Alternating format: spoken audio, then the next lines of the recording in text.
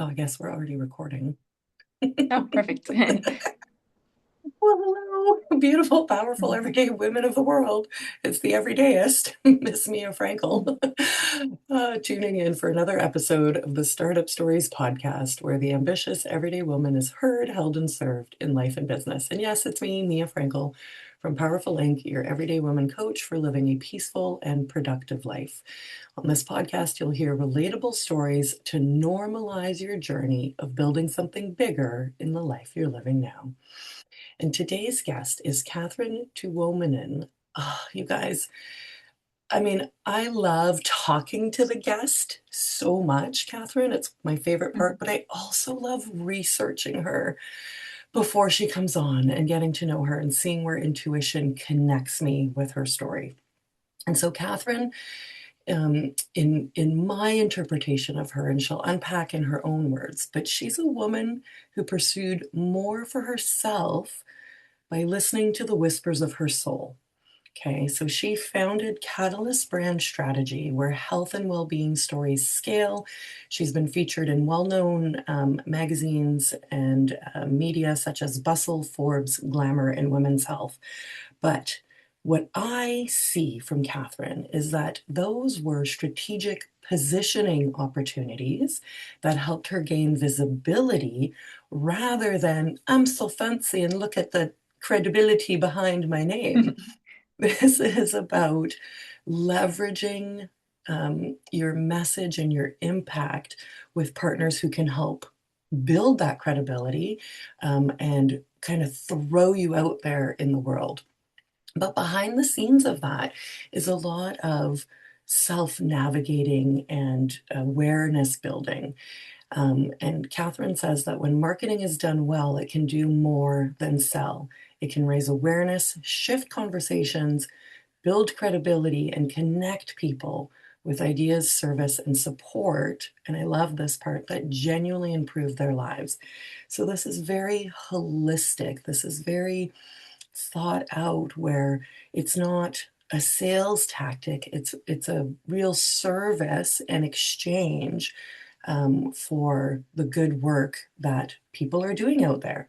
Katherine worked in film, fashion, digital marketing. You know, she was at Fox Film Studios. Like, she was deeply immersed in a intense world of sales, of advertising, of getting messages out there.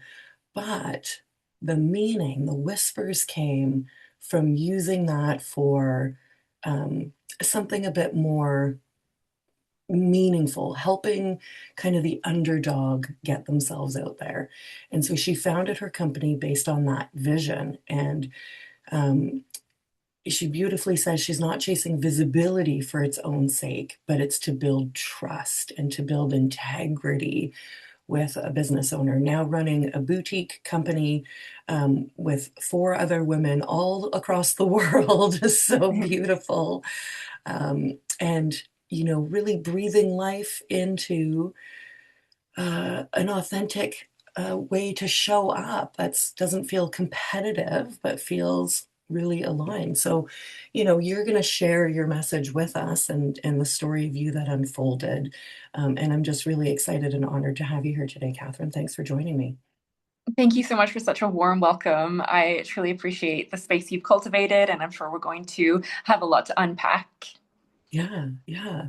A few things to the listeners that we want to go through. We want to hear Catherine's personal story, and then we want to hear about, when we're starting out, what are ways that we can create that differentiation in the marketplace by, you know, not trying to have the flashiest brand out there, but the most holistic, and finding other ways to get our billboard to shine. So, you know, Katherine, maybe we start in the early days of your career when you were really immersed in um, an employee, presumably, position.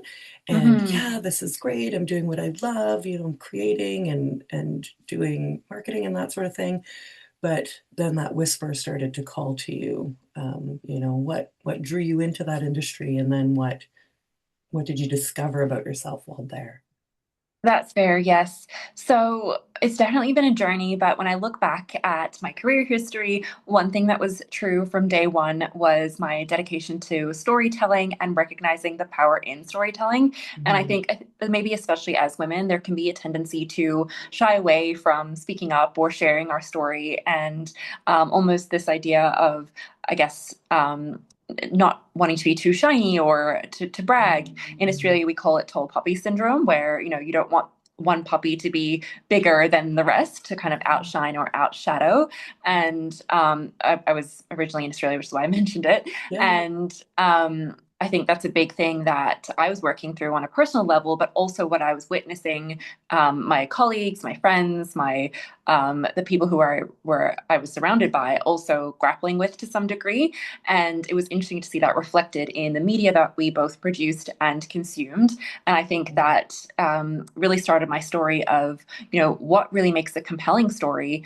It's not always the loudest, it's not Mhm. always the flashiest. And sometimes the story is really in those quiet moments, like you described, or those moments of self reflection where you're truly able to unpack what matters most to you and what you truly feel called to share to the world. So I think that was a huge part of the journey that I slowly undertook.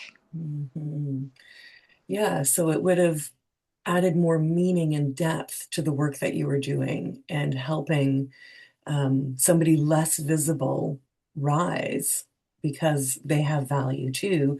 And yeah, definitely with women, oh, we want to be inclusive, we want to be humble, but there's ways of owning your authority that don't have to be egocentric, right? Absolutely. And I always like kind of shifting the conversation away from what's your story, or getting bogged down into the you or I component, and Mm, instead focusing on, well, how can your story help others? And then when mhm, you switch to that serving perspective, it becomes so much easier to show up, share, be vulnerable, because you're recognizing that at the end of the day, it's not truly about you. It's mhm. really about that bigger mission that you feel called to support, and the people, the lives that you're changing in the meantime.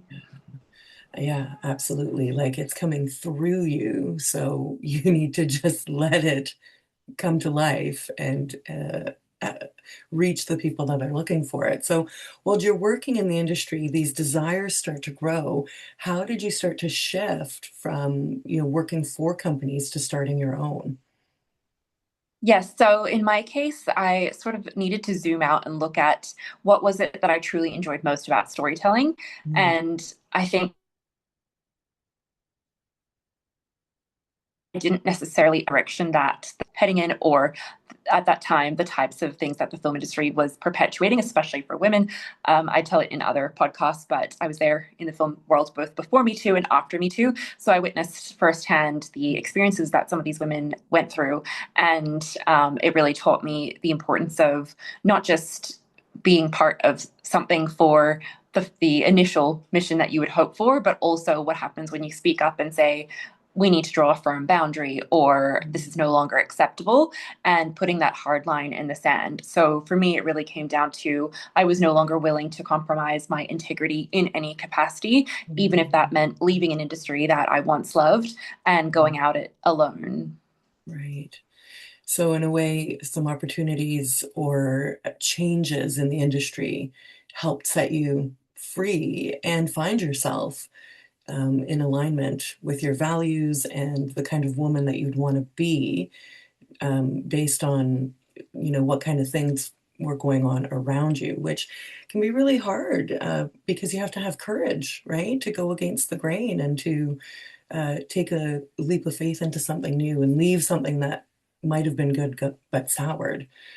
So, Mm-hmm. listeners who have quit jobs maybe, or left relationships, or left friendships because they weren't fitting anymore, is breaking Mm-hmm. off a piece of yourself that maybe was a part of your identity that you now have to refine. Hey. Absolutely, that's so true. And I think a big piece of that as well is recognizing that everything happens for us, and we Mm, can sort of take these insights or moments and use it as a point of transformation, and sort of figure out, well, now where do I go, and what's Mhm. next? And that can be, yes, it's a bit scary, but it's also expansive and eye-opening, and a real chance to kind of step into a new version of yourself that maybe you've quietly silenced for so long. Yeah, yeah, exactly. That's such a well described context to what we try to impart through the show. So, what happened for you? You all of a sudden you're like, this industry has soured. I can't be a part of this. I'm going to shift. And did you quit and start pursuing Catalyst, or slowly transition? What was that journey like? Well, I had COVID, like both I had it myself, but also it was during that period. So Yeah. it was very much everyone was going inward. The whole place, the whole kind of atmosphere was quite unstable. So I think it was very much a time to go inward, and that it was sort Mhm. of fortunate in that capacity. So I would say I spent about 2.5 years or so really finding my feet, whether it be taking odd jobs here and there, returning back to retail, to keep things afloat. And then I picked up more copywriting and furthered my studies with marketing. And Mhm. that's when I recognized, there are so many different ways to tell stories. It doesn't always have to be bound by the sort of industry models and big blockbusters. It can be more grassroots or just from posting something on your phone. Mhm. And I think this opened up a whole new world of ways I could still engage in the thing I was most passionate about, but in a capacity that felt more aligned to my mission. I really just felt so moved by you laying out that timeline.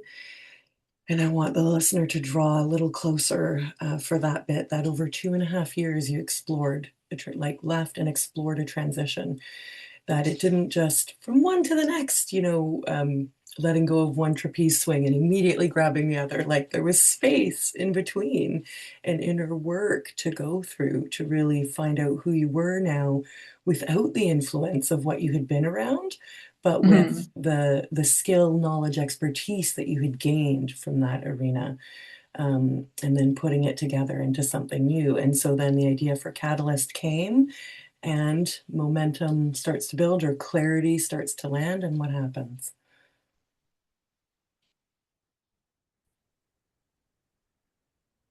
Yeah, sorry, I think it cut out a little bit. What was Yeah, that there's a last bit of a part? delay. Yeah, yeah, yeah. So, in that 2.5 year period, you're finding out more about who you are and how you want to tell stories. And then you start, you know, building a portfolio, collecting some clients maybe, and building momentum to your business now. Yeah, so I basically maxed out as a copywriter, so I was no Mm, longer able to serve more people one on one. mm, And what I did was instead of looking at kind of like a scalable model where I might offer a course or a DIY bundle, which didn't feel right for me, I instead looked at who I could partner with and collaborate with to sort of expand this further. So in the case of copywriting back then, you would need a designer to put together a landing page or right. some sort of builder or OBM to sort of see that through in terms of the end-to-end funnel. And so I reached out to a friend of mine and said, would you like to work on this creative piece with me and I'll do the copy? And she said yes. Mm, And that ended up snowballing into a number of other opportunities. And then I reached out to another friend and so on and so forth. And before I knew it, I had a boutique agency. And so I love that it started from this very creative and collaborative space because it really has informed the approach that we still take today in terms of mm. our internal workings, but also the types of clients we attract. That is so important to think that who can I work with to make this happen rather than carry all the weight of it like it's all up to me and I can do this by myself and I can own all of this. Like it's I love the word holistic this morning, so if I overuse it, so be it. But just a real feminine way to build community, to not solopreneur, to collaborapreneur, some, fun words I like to use. Um, and and look at where it led, right? And so the other piece here, you guys listening, is she realized that she had hit a capacity maximum. And so you had the brilliance to think of how to pivot this without losing what you were doing and, yeah, not having to be the only one responsible for it. So I'm curious if some of the original women are still part of the team now, or if that's kind of ebbed and flowed, or. Yes, they are absolutely. Some of Yeah, our right. original team members are still with us today, which is very Yeah, exciting. Others have gone off to pursue their own sure. projects, but we still keep in touch, which is so lovely. And yeah, I think it's been great to kind of see the team evolve and kind of flow with the changes that are happening. Right. And so what version of Catherine are you meeting as this starts to grow and, like you said earlier, really become less about you and more about the work that is needed in the world? But where are you being confronted and what are you learning about leadership and entrepreneurship through this journey? Absolutely. That brings us more to today, where I'm Mm, focused a lot more on spotlighting the team and stepping away from being sort of the face of the brand and really letting the brand speak for itself. And that mhm, can come through client testimonies, it can come through team stories, and also our wider body of work that we're producing. Right now, we're actually working on a research paper about women's health, and I'm collaborating with a research partner to really inform the study and ensure it's made with integrity and also very insightful for those who might be in the industry and benefit from this kind of deeper research. So I'm really enjoying stepping into this new space because mhm. it means that I can be a different form of a leader, and it allows the sort of team to really shine through and more accountability, yes, Mhm. but also a deeper level of ownership about what they've built, and they get direct credits from that in a way that perhaps has previously been more shared amongst us. Now it's really clear who owns what and how they can really claim that, I guess, the assets that they've developed. Right, right. So creating more opportunity and you being able to pursue new projects that are more heart led for you than necessarily client delivery, right? And using your brand now as an authority to produce new material and get other messages out there. So, would you have pictured that when you first started out and were seeking copywriting clients? Or is this something that's like, what was the vision at the onset and how is it growing now? Well, I know a big part of any business is sort of having an end vision or an ideal, I guess, map of where this might go. And for full transparency, I've never really had Mm, that kind of vision. The only thing I've ever seen is telling the stories that matter. mhm. That was the beginning and end of Yeah, what kind of drove me and how it's evolved. So I think that meant maybe by extension I was quite open to the changes and pivots that happened, because at the end of the day I never lost sight of the why of why we started this. yeah, So yeah, I don't know if that answers the question, but that's yeah. definitely how I approached it. Yeah, well, it's great because when we're going through this, sometimes it might take time for results to appear, and we'll hear, hold on to the vision and let that carry you. But it sounds like in this case, it's beautifully described as it's a feeling and just sort of a curiosity to keep going and see what falls into the mix as you go and pursue that. And the vision is the storytelling. That's the thread that's common throughout. But the Mm-hmm. how and the what of that is open and flexible. And that just feels really spacious where, you can have not a specific destination, but you can be really heart led, knowing what you want to do without knowing exactly how it's going to come out, which kind of relieves a lot of heavier decision Mm-hmm. making or having to think too far ahead, which could be overwhelming for some. So it's just really nice to hear a slightly different spin on building something meaningful that feels right, but isn't like it's just, it continuously stays open and curious. Absolutely. And I think especially more in the coaching world, there you can always hire someone who knows more about the how, the technicalities, Mhm. and who can build out that sort of business thread if that's an area that you don't necessarily know or feel compelled to explore deeper.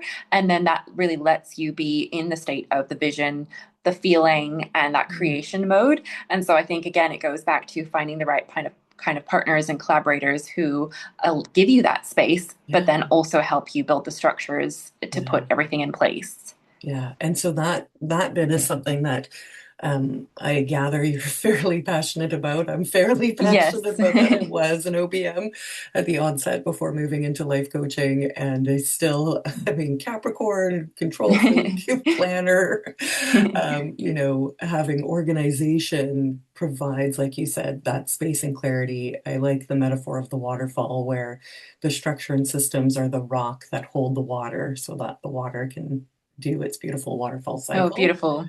right? And so, how has having that around you helped it? Maybe it was a bit of, so as an entrepreneur, we leave existing constructs and existing systems. So now we have to develop our own.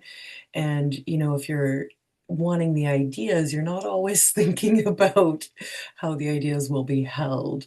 But Hmm. you had that call to call in some partners and do this beautiful collaboration, which I think is a really smart approach. As you said, because then it's not all up to you to make all the decisions about all of the things everywhere. And Hmm. sharing responsibility makes it easier to carry responsibility. Yes, very Yeah, true. yeah. So, what are some key systems and structures that you really believe in and would suggest people spend some time developing? Well, these days we focus more on public relations, media, and communications rather than the full spectrum of holistic marketing. But when we first started out eating, website building, anything you could Mhm, possibly think of to do with marketing, we mhm, were able to do that. The main reason I pared back away from that was not because it's not within our capacity and we were getting great results. It was more because I noticed that it was often an extension in the sense that there was just so much to do all the time. Our team was constantly mhm. spinning all our wheels. And I Yeah. recognized that for me and the kind of business I wanted to run, I wanted to hone in on the one thing that truly made us unbelievably great and the one thing that I was most passionate about, which, as I've said from day Yeah. one, is the storytelling Yeah. piece. So it made more sense to kind of pare back and hone in on our top strengths. And then we do to some degree still offer these kind of, I guess, extensions of what storytelling may look like in the business, but it has to start with the public relations and communications piece first. Mhm, And this has also allowed us to connect with founders who are in a different stage of their business. They're really looking to amplify. They're not necessarily in the early stages. mhm, They're really taking this to the next level. And I found that that is where we're able to really go deeper and create even more incredible results. mhm, So the pivot has truly been worth it for us, mhm, and I've thoroughly enjoyed the current direction that we've taken. But to go back to your question around, I guess, key structures that we would recommend, often when we work with founders, they want to be public speakers or they want to get paid to be a public speaker, or but that may have self-published or they may have worked with a traditional publisher. And what they recognize is that that group may not actually be advertising or promoting the book. And so they're then lumped with mhm, the work of needing to promote and figure out how to do all of this. So we really take on board those elements of marketing still in a holistic sense. And mhm, we're able to negotiate better rates if they're becoming public speakers, get them booked in the right types of stages that appeal directly to their audiences, and we mhm, can also develop their book marketing to not only grow their email list through things like giveaways, read alongs, brand ambassador collaborations, but also build out their email marketing platform so it is more automated as those people start to download the first chapter and get more involved with the world that they're building. So that's a little bit about what we do and the infrastructure that I would mhm. ask people to consider if they haven't already. Yeah.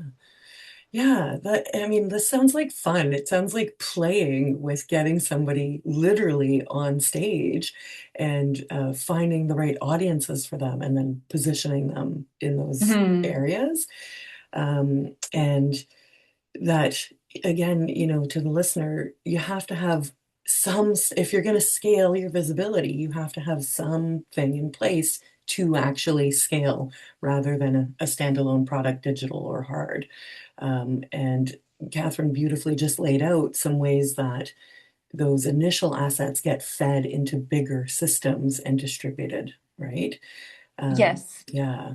You've said it so well. And I think a lot of people look at these as almost like silos. Like, I have to hire my Mm-hmm. social media person, I have to hire Mm-hmm. this person. And that it's almost like they're working with a whole bunch of different people, but how is it all speaking together? And you, as a former OBM, would understand this because you would be that kind of glue that holds it all Yeah. together and gets it to be cohesive. But a big piece of what we advocate for within the kind of PR and comms world is each of these elements do stack together. They're not Mm-hmm. individual silos, and it's a matter Mm-hmm. of working with a person who understands that and can compound it in a meaningful way that builds momentum. Yeah. Yeah. Yeah. Again, that organized front that can advance together, without too many or ideally no things slipping through the cracks. Because um, in order, and correct me if I'm wrong, but in order for somebody to really step out on stage, they need to be supported and free from running things in the background. Those things need to hold you, and help you move forward rather than hold you back. And there can be some very easy things to set up. So you mentioned kind of the entrepreneur that you're helping, or the author, what have you, that you're helping get in front. And just for a little bit of relatability, like they're established, and like where are they at in their journey? And then maybe we can help some women who are closer to getting started prepare to come to that point where they can branch out bigger. Yes, so typically they're at a point where they have hired their first few assistants, or they really have scaled the business in a way that's making meaningful revenue for them. So they're not kind of worried or using credit cards or things like this. Yeah. They're very much at a place where the business feels expansive and they're looking for that next level. That's something that we, again, kind of intentionally chose, because unfortunately in the early days we did work with people who they would use their credit card and then they would be stressed Yeah. about, what am I going to make the next month? And Yeah. at the end of the day, marketing is absolutely important, but we're not sales developers, we're not business developers. We cannot actually Right. promise that you'll Right. receive dollars in that next cycle. So Mhm. it did end up leading to strain for those people who were in the early stage and maybe hired too soon, or as kind of that shiny object syndrome, Yeah. rush to make this happen before they actually had the infrastructure built. So Mhm. going back to those early stage founders or solopreneurs who might be figuring out, well, how can I build better systems without necessarily extending myself beyond our current capacity? I would say one of the things that you can do from the media lens is build up a media kit. This is so much easier now with the AI. You basically, your Yeah. story, it could be a bit about your bio, it could be a resume, these kind of key points. They could also be case studies, testimonials, the kind of topics you want to be known for, known as your thought leadership angles. And it Mhm. will help you structure a media kit. And then from there, you can, whether you're working with a VA or hiring someone on a contractual basis, you can design a Canva media kit, which is then available readily on your website. The reason why this matters is when journalists are looking for the latest story, they need to be Mhm. able to refer to a resource quickly that allows Mhm. them to figure out, who is this? How can I get in touch with them? What are they known for? And these key elements. Mhm. So this is also great if you're doing podcasts like this one, Yeah. which will mean that you're able to send your media kit and that has everything they would need to get started. So that's a really simple thing that you can do and build out as one of your core assets. The other element we recommend early on is to sign up for a bunch of free resources such as Quoted and Harrow, Help a Reporter Out. These are free public relations, almost matching services that allow Mm. you to, a journalist will reach out and basically say, we need a source to speak on X. So it could be, we need a doctor to speak about women's health, or we need a person who's experienced endometriosis to talk about their women's health journey, or something Mhm. along these lines. And that's your chance to basically submit your story or quote. Often do say, yes, love it, this will be published in a well-known publication in the next couple months. Mhm. So it's a really easy free way to get started in the PR world and start sharing your story. And you never know who's going to pick up on that and take it further. Yeah. So you position yourself for being found rather than just chasing after, which becomes reciprocal in effect because now you have something you can send out, but it can also work, if we like the term, kind of as an evergreen to find you as well. And that's, Exactly. could be maybe a half day's concentrated work where you just smash that out. And it also strikes me as something that would just help the entrepreneur stay connected to their core messages and their core um,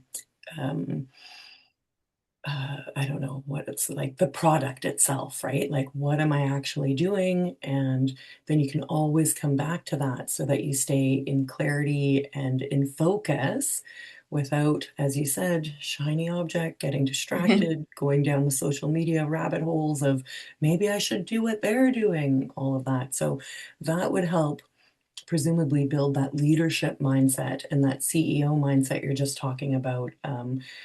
Where it's not just pick me, buy from me, but here's what I'm physically building in order to serve, create, deliver something outwardly. Absolutely. And I think that type of pull marketing really appeals to more heart-led business owners who want to attract people who align with their message naturally and not Yeah. necessarily have to force or push sales or messaging onto someone when that doesn't necessarily feel aligned. So these are some of the ways that you can sort of allow that process to flow while still developing the thought leadership and angles that you're most passionate about. Yeah. So already I'm learning a different level of depth in how to position my business or podcast, in a I guess I'll say like professional capacity where there's a bit more finesse and where you can do work less often and still get a leveraged result from it. Mm-hmm. So that's really beautiful. You talked a little bit about in this article I read about you about how the first year was the hardest, and it's come up already client alignment as you've built your company. So it'd be interesting to just spend a bit of time. I know, you said the entrepreneur with the credit card, and they're so anxious to get a result because they're so desirous of their dream coming true. But we're missing part of the growth if we try to rush to a result, right? So, what were some lessons and how did you navigate learning misaligned clients to now having a more boutique selection where you feel really good about the relationship rather than just the money or the testimonial that you can sensationalize? Yes. So I think it was also a kind of like a search self journey in the sense Yeah. that when you're in a corporate world, you have to work with who you have to work with. Yeah. And so you're never actively necessarily thinking about, well, who would I love to work with? Mm, And I think that was one of the first lessons I learned early on when I was starting to map out who my ICP or ideal customer persona might be. And it's funny because you might think you know, but then you get to work with that person and you're like, oh, actually, I wouldn't mind fine tuning this, or mm, perhaps there is a slightly different approach to this that someone else may resonate with deeper. And so I don't think it's as simple as creating a checklist or writing down your avatar and calling it a day. I think right. it's something you're constantly sort of tweaking and iterating as you have these conversations and get to know different types of relationships and personalities. So yes, I think that's something that's worth phrasing early on. But in terms of the journey, we did start off a lot more in the kind of very end of the spiritual spectrum. Mm, So the way we describe it now is like on the left is healthcare, which is very like analytical, data oriented, prescriptive, and follows the medical model. And then well, actually it should be this way, like yes, but anyway, you get the idea. Whichever end you're seeing, this left and right. yeah. And then on the other end of the spectrum is the spiritual side, which can be 5D, just completely out of this dimension, out of this world. Mhm, And so we started off in this space in the spiritual side, and now we find ourselves in the happy middle, where we're not mhm, necessarily working on one extreme end of the mhm, spectrum. We really focus on what we call whole person care, mhm, meaning we still appreciate the holistic elements. We know that each person is unique, but we're grounded in the 3D reality of we do need to do P&L statements. We do need to understand, the kind of logistics of what puts this together, and have clear frameworks in place to move this forward in a meaningful way in this current, I guess, reality or space that we live in. So that's the distinction that we came to make early on, as I found that I didn't always produce the best work when it came to working with those who were purely in this kind of dream fantastical space, and also likewise those who are purely in a almost heavy governance or I guess a business space, if that makes any sense. Yeah, like very clinical or Yes, data oriented. Yeah. exactly, to the point where they've lost sight of the person at the end of it, and they're just Right. looking at the numbers, for example. Right. So Mhm. that's really where we now, that happy kind of, we believe that, yin and yang, left and right thinking, Mhm. and people who appreciate that tend to be our ideal clients. And so, you had to go through trying out different versions of clients in order to find that too, right? So if we're thinking, oh, I'll niche down and I know exactly who I want to work with, well, as you said, you might have an idea, but you need to practice and kind of date around a little before settling into one particular demographic. And so do you do a client intake now to kind of assess, or like a bit of a warm up prior to committing into a Absolutely. We client? always do what we call a sample session, where where we'll have a discussion with that founder, and get to know their vision and their current objectives when it comes to public relations and communications.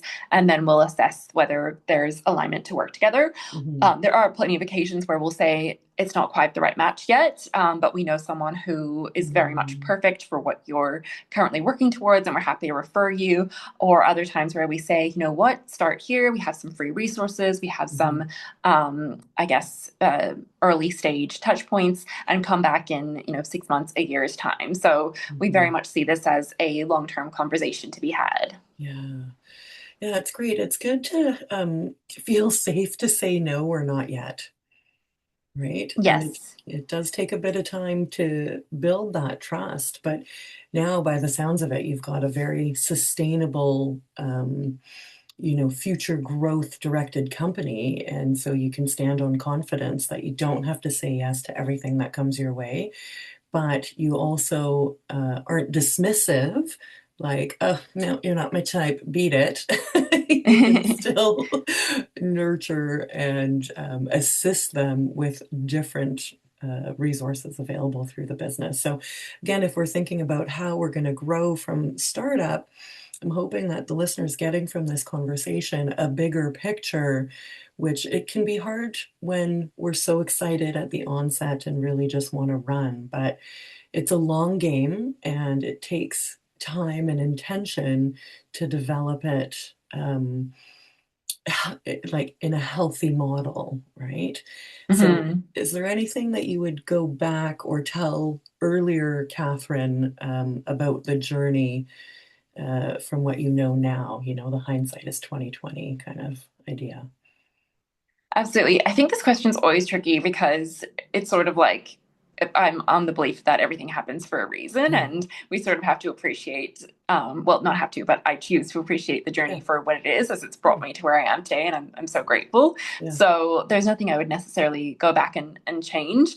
Um, yeah, so yes, again, I'm sure I'm not answering the question That's properly, okay. but yeah, I think, really just appreciating the journey, and even if it's not quite, the hitting the goal you want or at the Yeah. place you want at the time, I think there is such a precious space of, back then I was able to do things like graphic design, which I loved. It was so Mm, fun. I was like, I've always had a inkling for design elements, and it was nice to be able to create these things that I was proud of, and almost like building in that sense. mhm, And these mhm. days I don't do any build. I review at best, and I send it off to the Great. team. So Great. it's almost like, everything has its place, and I think just appreciating where you're at, because it'll be gone, or it'll be something else before you know Yeah. it. Well, I mean, that's a perfect answer because it's real and it's about enjoying the journey rather than, rushing to a destination of some kind. So, Mm-hmm. um, yeah, if we can relax into the moment and just be where we're at as we continue to build something bigger, then we will handle conflict and challenges with more grace along the way. Because we, like, I just picture, things are happening behind us, but we're still looking forward. We're still moving forward in life and business and self to see what will come from this. So we'll do childbirth, giant pain. I had a C-section, so it didn't come out the natural way, but yet people will have multiple babies, even though it's It's true. extremely painful. And you might be wondering, why am I doing this? We could just further that that's probably the easier part than raising the little human. But anyway, it's a nice way to kind of, um, you know, say, yeah, it's not always going to be easy, but what I'm hearing from you, Catherine, is it's always going to be worth it. But if it's going to be worth it, it's up to you to make it worth it. Hmm. Yes, you put it beautifully. Very true. Yeah, awesome.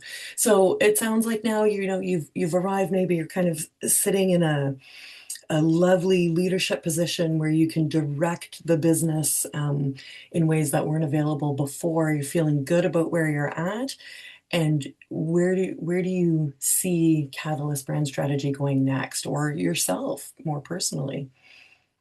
Well, the biggest focus at the moment is the speaking side. So I've Mhm. challenged myself to do 52 podcasts this year with Great. all sorts of different podcast hosts, categories, questions sort of popping up out of nowhere. And I'm doing this intentionally to get the reps in.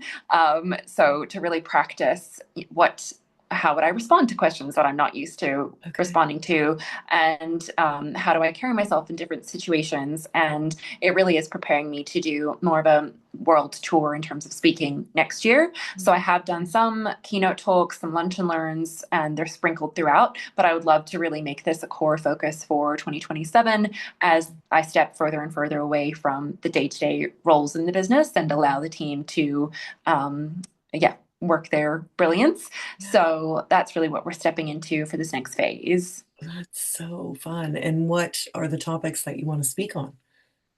So the biggest one that I speak to most often is ethical marketing is not an Right. oxymoron, Mhm. which is basically clarifying a lot of misconceptions people have about ick marketing or Mhm. like sales for the sake of it, or I guess building out marketing funnels or infrastructures without necessarily feeling that that is expansive or true to their original mission. And then there's a lot to be said around data usage and the kind of direction that AI is taking at the moment and how we can manage that in a way that is ethical and true. So yes, it's a big conversation, but Yeah. one that I'm thoroughly enjoying at the Yeah. moment. Yeah, it's beautiful because it's representing your podium in the arena to try and keep, uh, again, purity, integrity, a holistic approach in brand growth, right?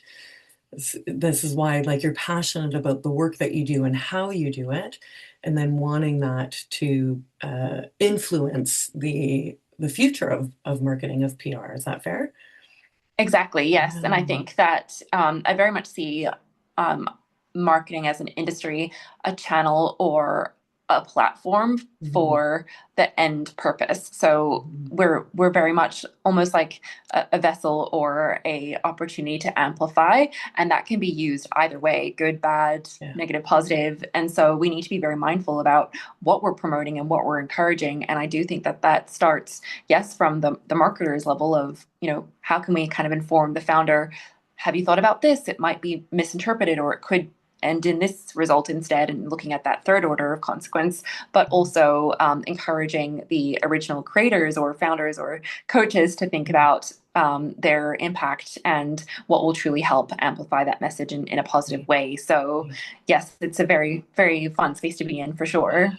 Yeah, beautiful. That's so cool. Like, this journey has just continuously expanded, and you're just always building something bigger. And so who knows what will come after a year on tour of speaking, right? And thereafter, and even 10 years from now. It's really wonderful to um, watch that growth happen. And as you were saying, just see where it leads you, knowing what's true in your heart and what you want to do with your calling.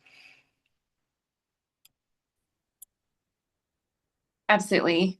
And it is worth prefacing that, I don't have kids or um, some of the, I guess, like responsibilities that would contain or change what that growth might look like. I truly can be as expansive as I, need or feel I can be without necessarily having some of these elements to consider. So I do think that that's worth as a disclaimer, because I know you mentioned your kids and the C-section before, and maybe it's not as simple as packing your bags and heading off on a global world tour, but that's not to say it's not possible.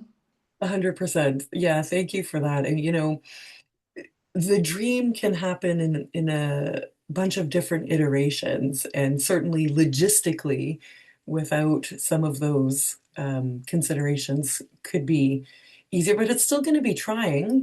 We had to rebook because of a missed flight and different things. So there's still logistics. But to that note, I'll say very deeply from the depths of my soul, also don't let that be an excuse or a limit, right? And I've used my kid as a crutch for sure as to why I can't do something, but that's just a self-limiting belief, and it doesn't have to be true. And there's no need to put dreams on a shelf because of certain conditions, because it's going to be possible all the way. And with someone like you out there launching forward, you're creating the path that's been the running thread of our conversation for somebody else to come along, for anybody else to come along who's in line with that same um, passion, purpose, message, right? And that creates more opportunities for other people too, where you could leave that ripple effect and then say, let's just play with this, a community near me you came and spoke to, and now there's a growing buzz, but you can't continue to fill that need. Somebody else has to step in. And Mm-hmm. that's kind of how we, like you're saying, we're all responsible for delivering so that other people can fall into that same ecosystem. Absolutely, that's such a beautiful way to put it. And maybe adding to that as well, I think that when we're thinking about exchange or different ways to collaborate, I have this conversation quite often, especially more with the spiritual end of coaching, where someone might say, it's not always about monetariness. The abundance Mhm. can shape in all kinds of Yes. forms. And I Yes. absolutely agree. I think, collaboration plus collaboration, that's an equal exchange, and that can lead to all kinds of incredible things. You speaking about something can then inspire someone in the audience to then speak about something, and it Yeah. creates this beautiful ripple effect.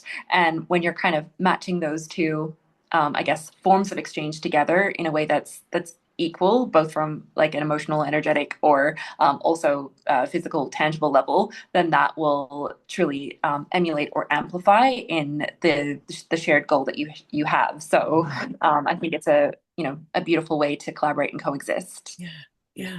Oh, Catherine, this has been such a delicious conversation. I'm so grateful for you booking on my show and taking time to meet and share your story with me, and to watch you continue to expand yourself and find out more about what you're going to do in this life. It's beautiful. I'll be following along. Thank you. And likewise, you built such a beautiful space for having these conversations. So I look forward to continue to listen to more episodes and connect as we go. Beautiful. Thanks so much. Bye.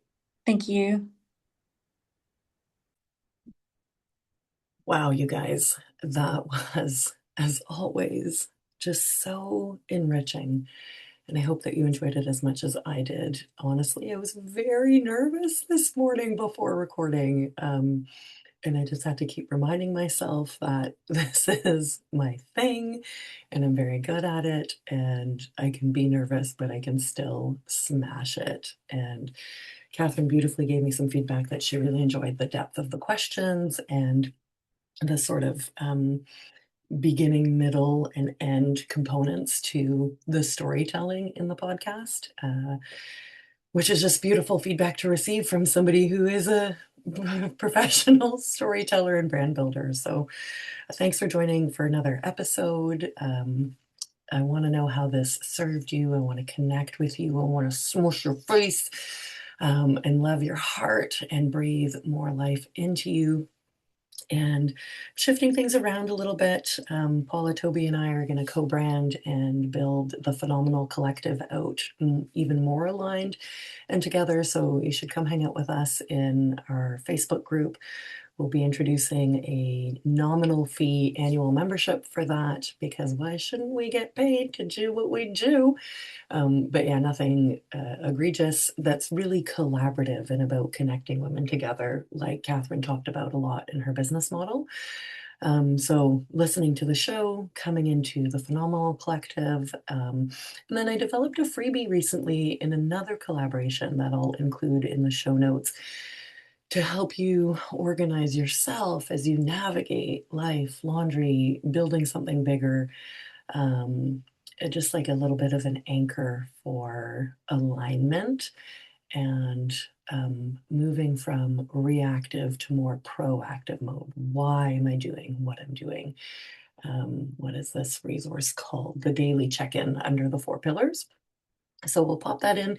Gonna kind of finesse the show structure a little bit so that we can scale together and get this message out there and build this community together of like-minded women who got laundry and got big dreams and are making it happen.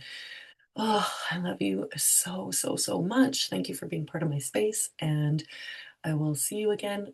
It's mid-July. I'm taking most of the summer off, but knowing me, there'll be a few shows getting recorded here and there.